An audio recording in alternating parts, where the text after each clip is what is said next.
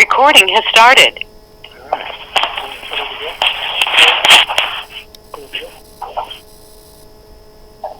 Good evening, everyone. Welcome to the October 27th meeting of the Water Sewer Department. Thank you for joining us, those who have, and thank you for reviewing it, those who look at the visual minutes.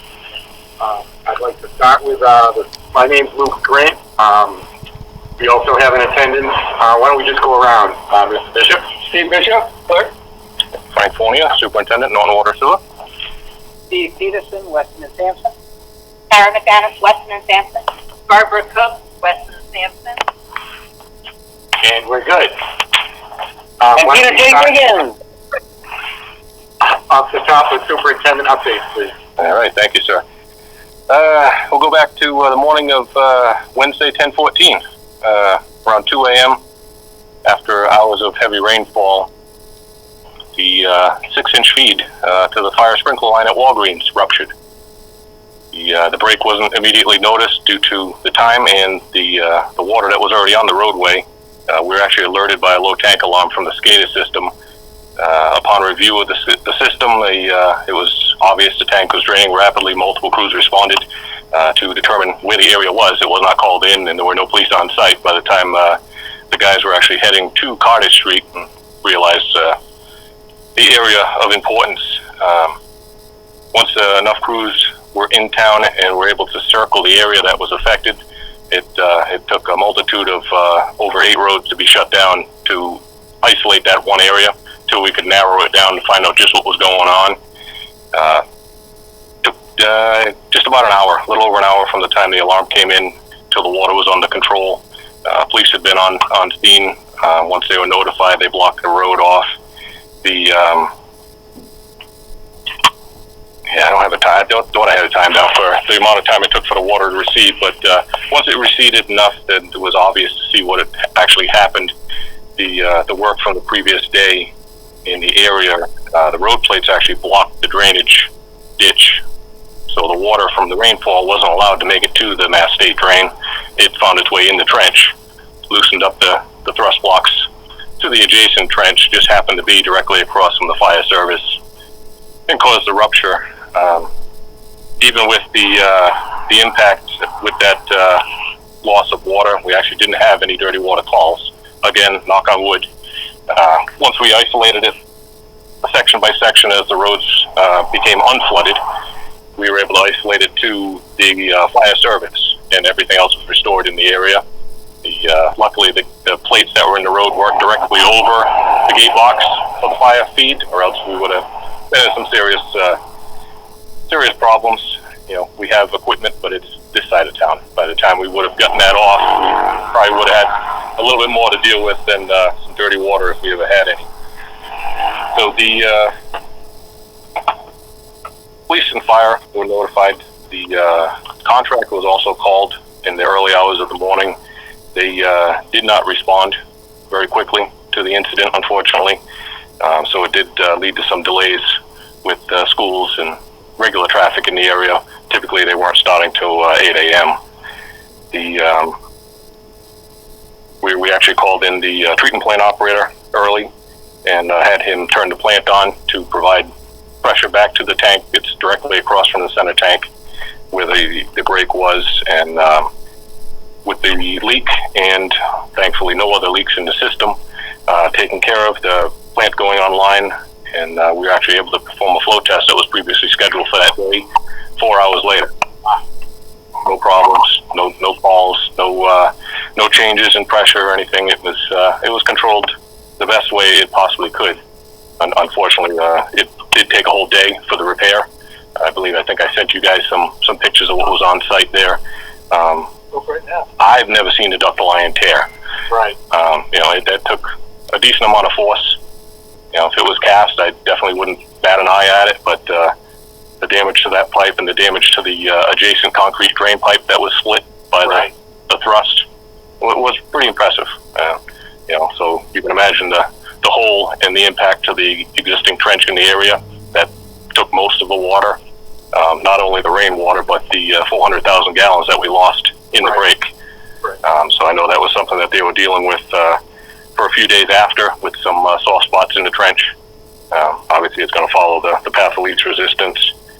And Frank, I did have a chance to talk with John Rocchio later that same day and remind him that emergency call numbers are actually expected to be calls returned, picked up. I know it's the middle of the night, but that's what an emergency call number is. And he assured me that he would explain to his subordinates that it has to be picked up and it should not happen again. And I know as we're closing up, I'm confident it won't, but he has been appraised of the situation. Excellent. Yeah, I was very close to calling John myself. I did not bother. I had a little bit more going on than I had to make a phone call that morning, and needed some time to calm down, honestly, by the time I got on the phone with anybody after, unfortunately, repeated events down there with similar situations due to not controlling the runoff, right, for lack of better terms. Well, the other incident I'm reminded of is the one in front of Wendell's when the crews did respond. It was earlier, was it 7 or 5 o'clock or something? But they got right out there and started moving road plates. And, so they know how to respond. I guess it was just time and distance, right? Everybody was home and sleeping at 2 o'clock, but right. He was reminded of the essence of the emergency phone, and assured me that it would not happen again. Excellent. All right. So yeah, like I said, we worked with police and fire on that one. Fire was notified because the sprinkler was down, so there was no fire service to that building. They also coordinated between the Walgreens Fire Suppression Company and our department, so we could actually have their company come out. They had to lock out the alarms on the fire system because we had to have them also flow the fire line to bleed out any air and debris that was in the line. Our technician stayed, and that was handled that same day. So they were back up online within 24 hours of the break.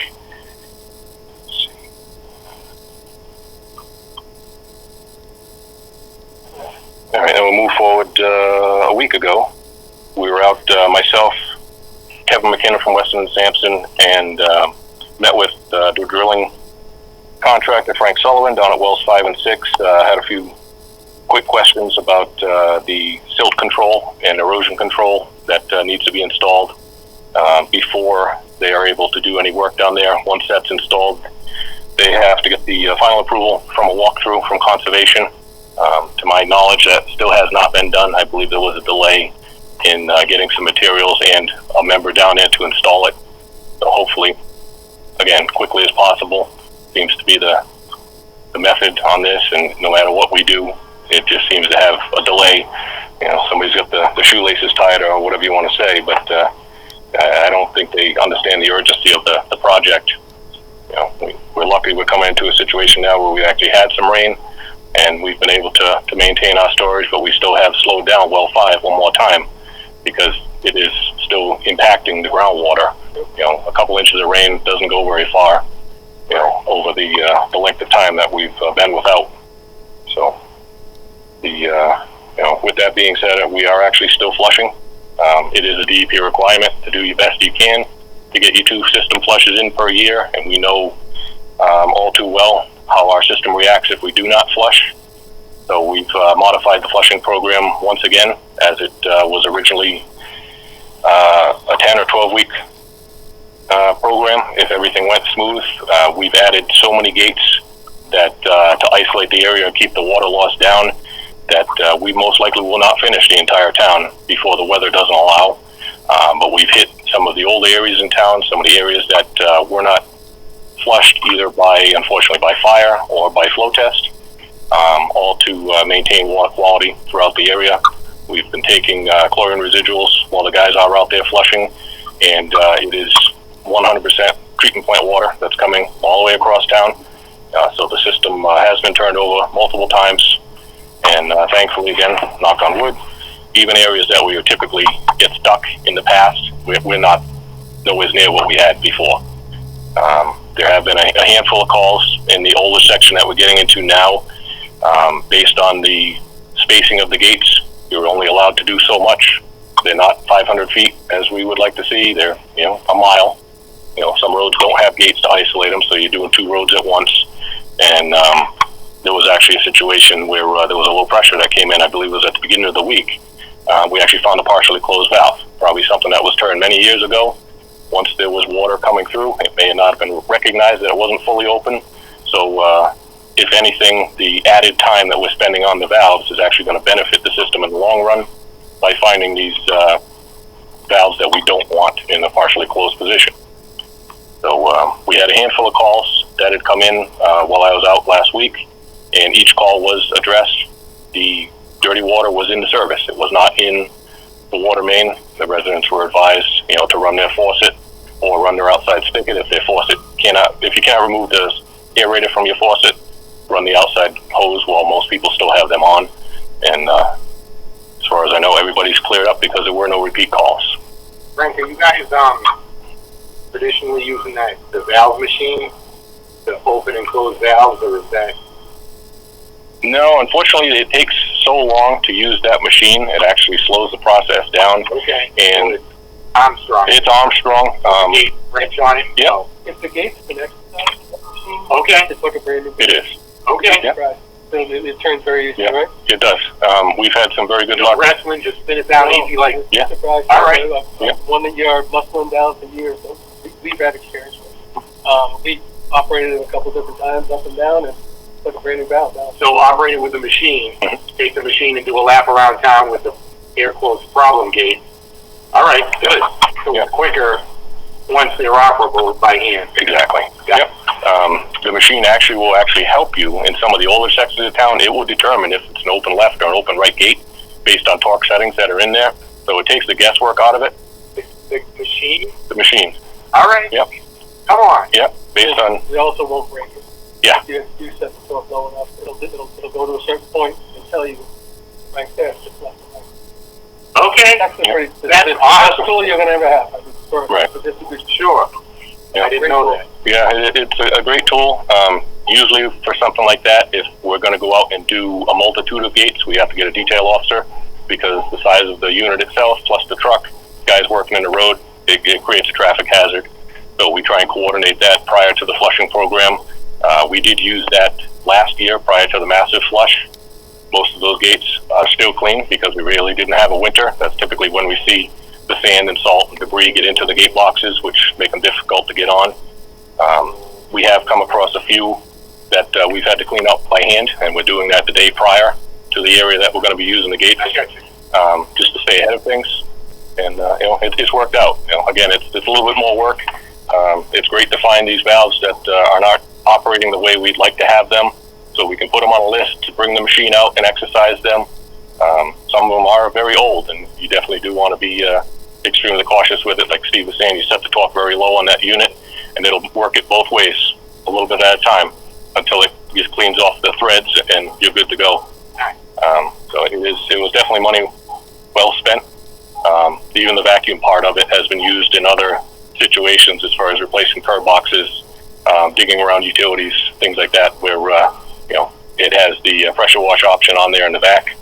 It's not a huge unit, but you can really get in and make quick work of something that typically you would make a huge excavation. So You have a stricken gate box. Right. You can actually take that and suck out. Back the side and straighten it up. Mhm. No investigation. Oh, Yep. Pretty cool. I could use it. That's a lot of calm. and we'll jump over to well number 4. I have the approval from the procurement officer to secure the new generator. We had to acquire an updated third quote because it was not specific enough to show similarities for the procurement, and that was finally sent over. So that was signed today, faxed over to the company, and if all goes well with no additional delays, we're still 6 to 12 weeks out. It's been noted multiple times that there is a good possibility that you could see additional time on that because of, unfortunately, COVID. This is basically a spec unit, so there's a base sitting somewhere in a warehouse, and you plug and play options to that to meet our specific needs. You just need to have the technicians there to install those parts before they send it out. So we can only hope that it comes in as quick as possible. We do still have the rental unit in place down there. It's going on its, I believe, 5th cycle now that we've actually had to use it. So it is definitely, unfortunately, something we can't live without, but there is a cost involved with that also. We are still working with the insurance company to see what's going to be covered, whether it be partial or full.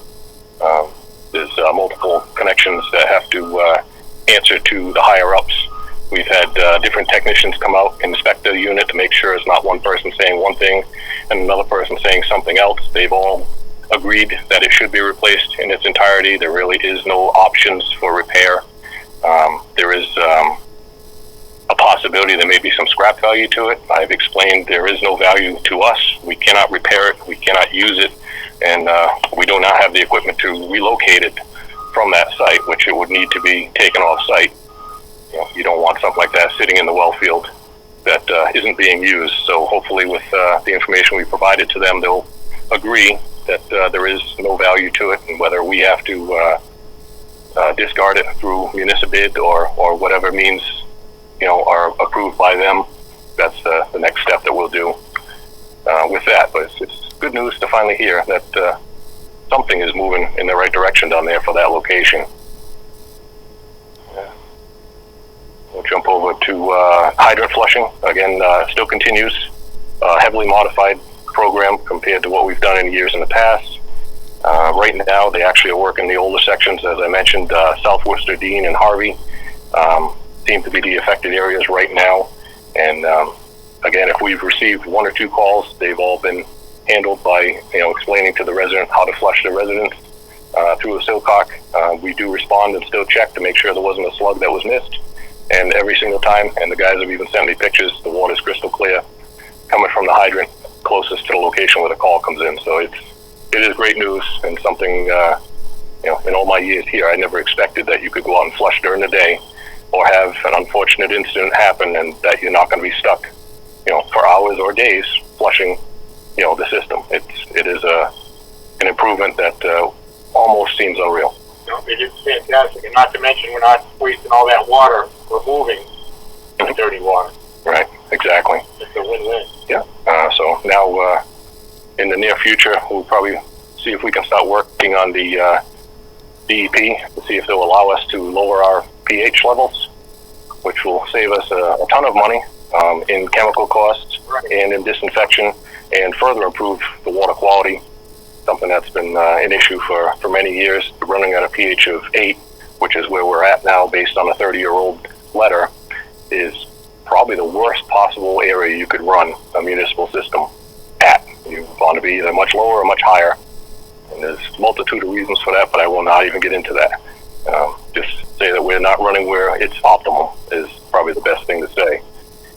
What do you think the timing would be best at, Frank? You want to get them early? You want to wait till spring? What is your target? Is the lead and copper sampling program going to dictate that? The lead and copper is the reason why the pH was changed in the first place. Without going back into history, there were some samples that were missed by a different entity. We ended up getting the slap on the wrist for it and have been that way since then. There is a water study that needs to be done that I've been working with Tara and Weston and Sampson, gathering information for samples that have been taken all the way back to 2017 to show the changes that have happened to the water quality when that change of pH was implemented. And we do not have the option to change our treatment techniques for 2 years. When the plant went online, the additional samples and everything are required to see the changes that system's going to put. So it can be a slow process as we move forward, and hopefully with the information that we've provided and as we continue to gather information with sample results and water quality, it will show that obviously the pH can be controlled in that area, but we're more worried about simultaneous compliance with all samples, not just lead and copper. That where you start running a fine line with the pH being too high, you can have byproducts and other things going on in the system that you really don't want to get having samples come back bad for unfortunate reasons that you're running at a pH that's just not recommended by anybody. So it's a lengthy process. I know if Tara wants to touch on that a little bit. or even Barbara. We could go there, but it is a very long topic to try and explain what happened, what could happen, and where we'd go. I'm okay with it. It's not a short-term thing, but you are gathering the data to support changing the pH flow thing. Yes. And over the course of the next year and a half, very good, Yep. we'll address that. Yeah, I would say definitely we'll start looking at that as we come up closer to the 2-year mark on the plant. We'll have a plethora of information from the sampling, from everything in town, and we'll be able to see the changes that the plant has made and how we could actually improve and be a major cost savings to lower the pH. But that'll be a topic that'll come up, I think, frequently as we progress through the winter. And we'll jump over to something totally separate. The Norton Sewer project.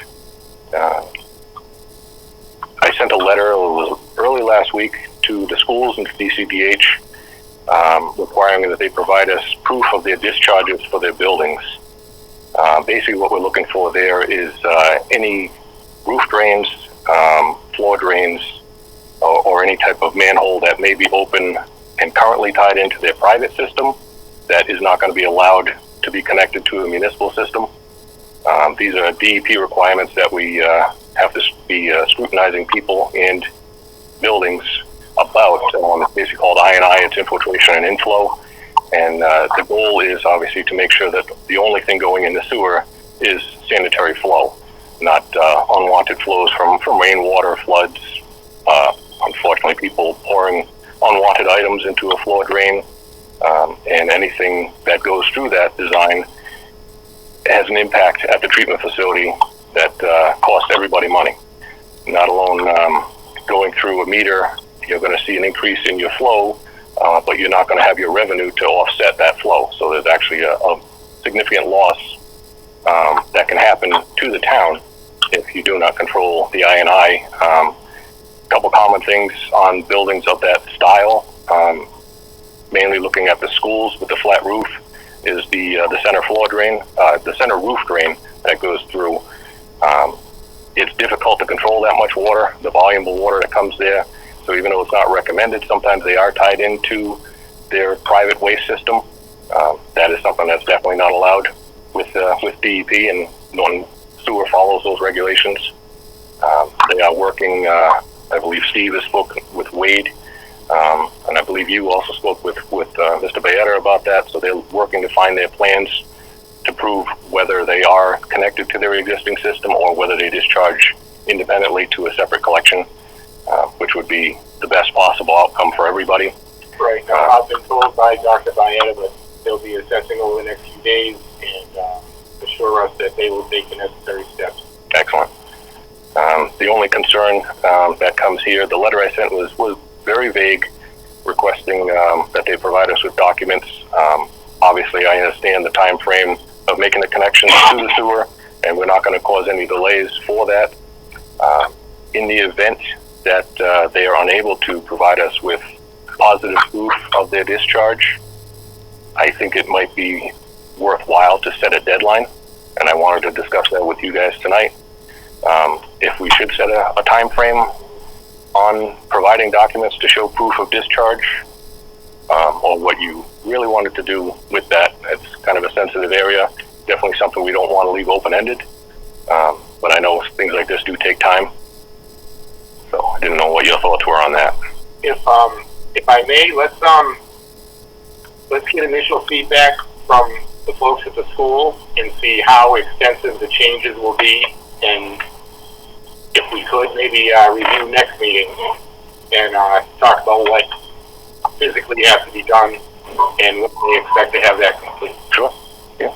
But again, I was assured an assessment would be rather quick, and I think because the high school was recently remodeled, a lot of that stuff is probably up to current code. But the L's an older building, and it will take a little bit of time to get on assessing that. But let's wait for the feedback from the school, and then we'll visit this again at the next meeting. Sure. The same letter will go out to the homeowners when it's their turn to actually tie in. We've done something similar with the I&I program that was down in the K section and found actually multiple sump pumps were tied in, which also is not allowed. So that same letter, if we do come up with a deadline time, it will be something that will be added to that letter as well, just to maintain compliance with DEP. That brings me to the end of what I have. Yep, I think the homeowners are more case by case basis.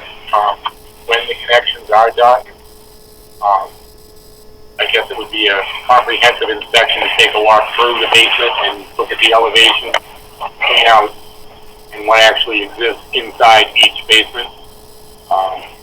Because obviously, going back to the schools, the internal roof drain at a scupper is more difficult to quantify the end location just by eye than a home. But yeah, absolutely. As we connect the residences, we'll take a look at those. Very good. Moving on, I think we'll maybe go to Steve and the West Sampson sewer update. Excellent. Thank you, Ruth.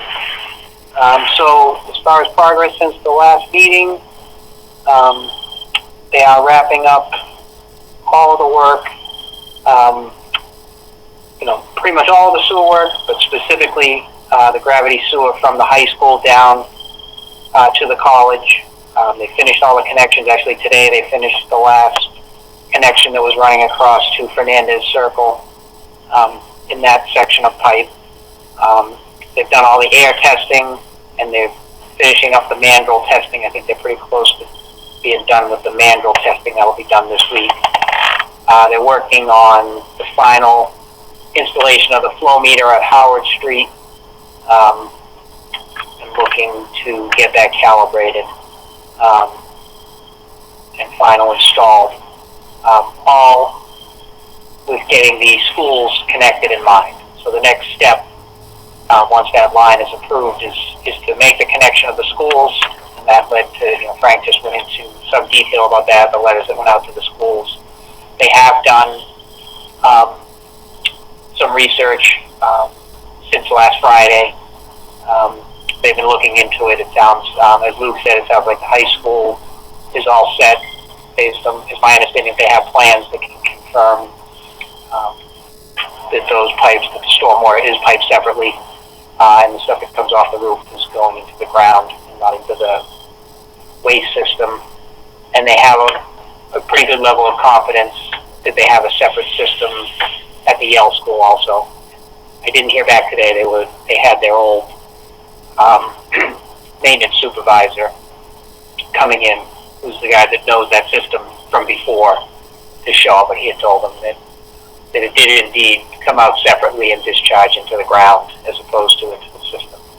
Obviously, they'll have to pull all those plans together after they confirm what they can see, and we're available to work with them too to look at that stuff. We've got a guy out there that can go out and look as well. So the importance of connecting the school in is because some of the work, the remaining work, which is very limited, is like 100 feet of force main. There's a couple of the connections that have to come across from the high school side of the road, further up on the closer to Freeman Street, that have to come across the road and cross where that force main school currently uses and goes to the middle school is.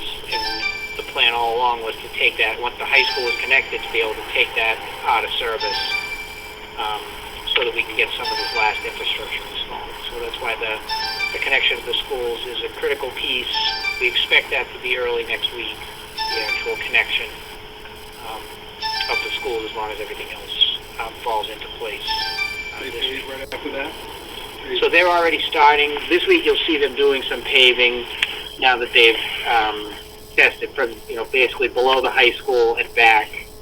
They're going to start doing the permanent trench paving. I think tomorrow they're going to do some of the cross trenches and then the main line after that.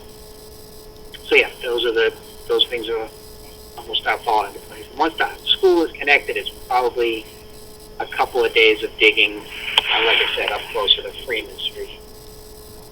Those should be the last sections of open cut excavation that they need to be. They're working towards, the deadline is, before Thanksgiving to be out of the road and pretty much done with everything. So we're on target. Final page of the spring, right? And then that final where they come in and pull out the top 2 inches and do a full lane width overlay of the super pave as DOT requires. So that will be in the spring. So they'll do a permanent trench patch before the winter, which should hold up well for the winter. We should be in good shape going into the winter, and then there is still final super pave to happen. At what point do you tie into Woodland Meadows? So they're anxious to go as soon as the force main is complete, they can start. All the work at the pump station is done. There's a couple of minor punch list things that need to be dealt with over there, but then we'll be able to look at the startup of the pumps. So we do expect, during November, early December to start the pump station. So definitely this calendar year. Okay, and is this part of Rocky Hill's contract to demolish the tanks and the systems? No. For the septic, that's on Woodland Nope. Meadows? And they have a contract, and they've already gone out to bid. Okay. So they are asking us to keep them, apprised of the schedule. They're aware that in the connection agreement, there's a 60-day time window from when the system is approved for use. We want to get some flow in there so that that system doesn't just sit there for too long before it starts getting used. So they have a contractor ready to go. They'll just need a little bit of notice as far as when they're good to go. Excellent. And that was, so Andrea reached out to me from the Housing Authority. Their only concern there, and it's not a major one, but, the contractor they have is taking on other work. So he might be in the middle of finishing something else up. He might not be able to respond immediately, but still, he's high on their list. He said he'll get there as soon as he knows he can, and he'll wrap up whatever he's working on and get over there. Very good. So I think that's it on the West Main Street.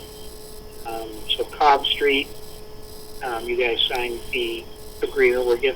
We're looking to get going on that work. I know there was an email exchange this week that town manager had sent it to council again to look at as to form, which we had sent it before. Made some edits, never got a final response. Right. So I think that's what we'll get this time, hopefully.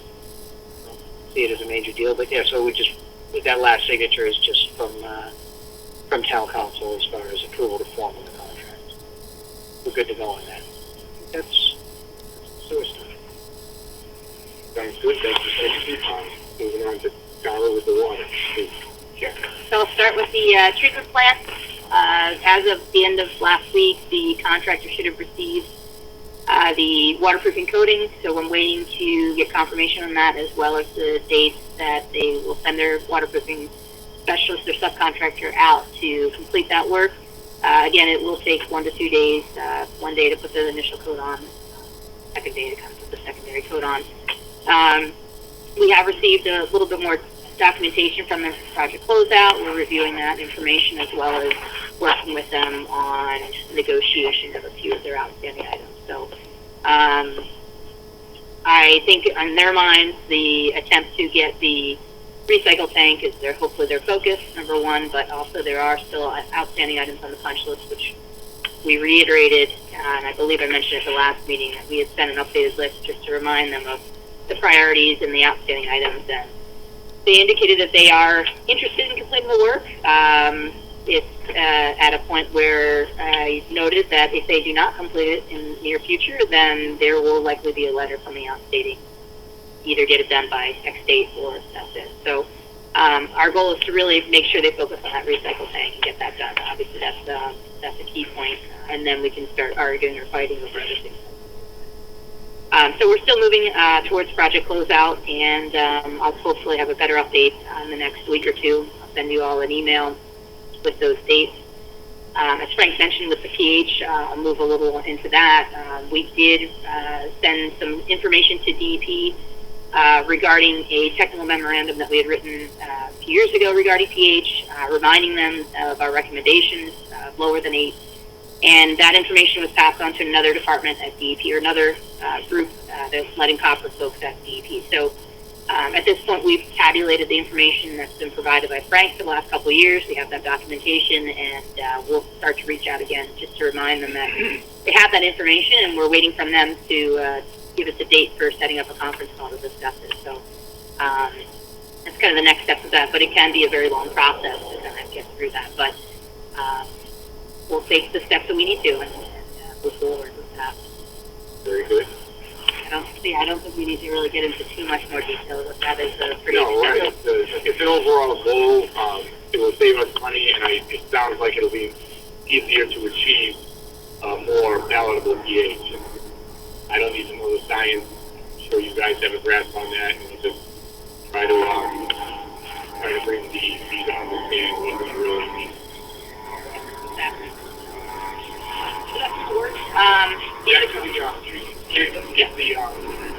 I'm trying to come up with other things. I think that tank is really the only glitch. There's some warranty issues as well, in addition to the recycle tank, but there's some vibration at well 5 on the pump. There's some concerns with the well 4 pump, pumping capacity, and they have completed. The primary operator indicated they did come out and finally loam and feed within the last week or two. Whether or not that's actually going to grow or weeds are going to come in instead, that'll be something that's likely this spring that will need to come back out. Right. And complete. We're a little late for germination. Right. Especially with the weather on Friday, but the it's getting vibration there. in the pumps, that's a concern. What's that? Sorry. The vibration in the pumps. Yeah, so Hayes Pump had been out there. That's one of their subcontractors. They're aware of it. I'm not sure about the level of effort on the Methuen end on paying some of their subs already and having their feet, holding their feet to the fire. So at this point, we indicated that their items are on the punch list, and I'm hoping to have a call again with them and just check in and to see where we're at with scheduling. Or if it's not going to happen, it's not going to happen, and that'll come out of the retainage, and we'll hire somebody to get it done. Yeah. Because from my experience, I hate to say this, but even prior to the COVID, the quality control on new items, even of substantial value, is just really, really poor. It's 3 times out of 10, you get one recent experience with a stainless steel saddle tee. The first one was bad. I got them from a local supplier. I'm not going to mention any names, but the second one shows up. Yeah, that's bad too.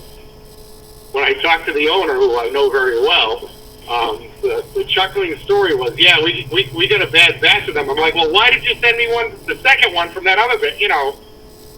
Woo. So it's not acceptable to have a pump that's out of balance, or the impeller. I don't know what happened to it, but I mean, this is a long-term thing.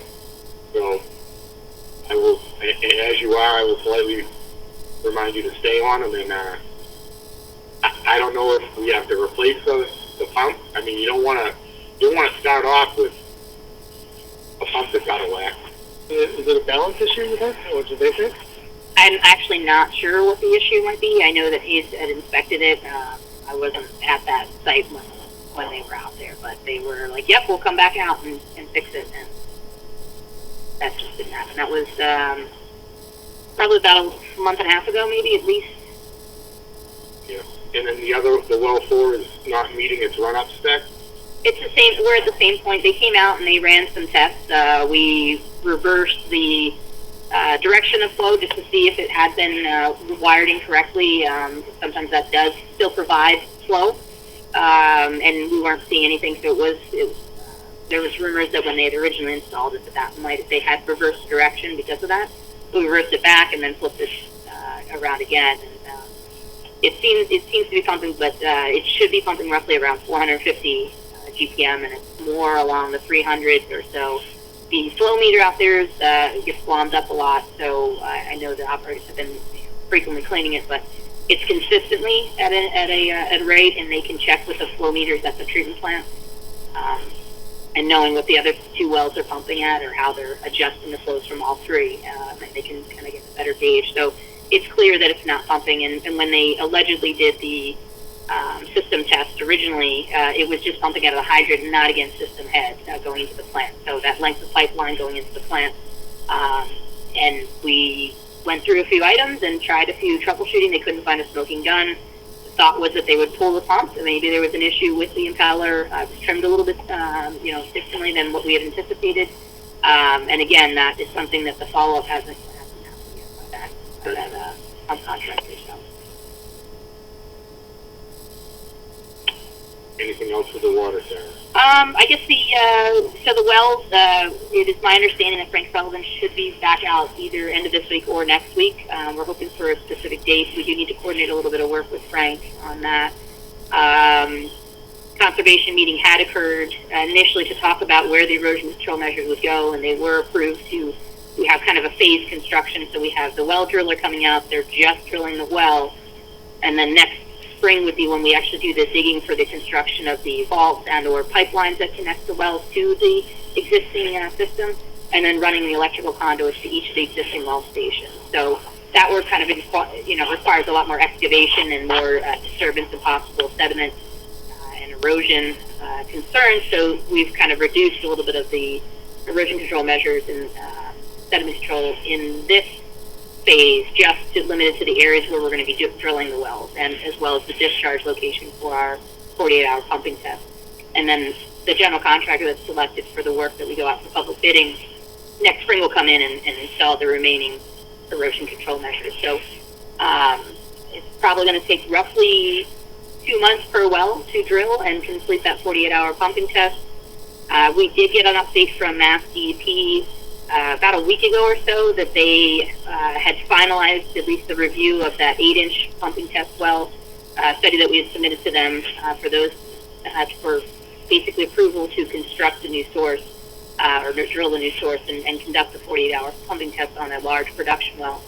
So that is good news. They're just in the process still with people not working necessarily at the office, so they're waiting for the signatures. So we're hoping to get that final approval to construct, or drill, I should say, the well at 6, the replacement well at 6, shortly, hopefully by the end of this week at least, or maybe next at the latest. But we still have, several weeks to go for the well 5.